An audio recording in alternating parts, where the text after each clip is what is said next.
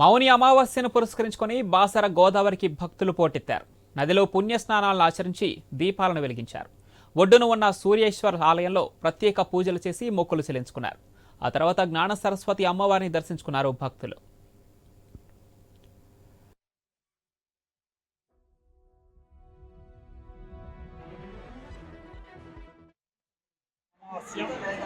దీనికి మౌని అమావాస్య అంటారు. ప్రయాగరాజ్లో ఈరోజు ఎక్కువ సంఖ్యలో జనాలు గంగస్నానానికి వస్తారు. ఇక్కడ గోదావరి కూడా గంగా విషయం కాబట్టి ఇక్కడ కూడా గంగా స్నానం చేయాలనే ఉద్దేశంతో అనేక మంది భక్తులు గంగస్నానం కోసం వస్తున్నారు. గంగస్నానం చేసుకున్న తర్వాత శివాలయాన్ని దర్శనం చేసుకొని మళ్ళీ అమ్మవారి దర్శనానికి వెళ్తారు. కాబట్టి అమావాస్య నాడు గంగా స్నానం చేస్తే మహాపుణ్యం కాబట్టి భక్తులు అధిక సంఖ్యలో ఈరోజు దర్శనానికి వస్తున్నారు. పుష్యమాసం అమావాస్య దీనికి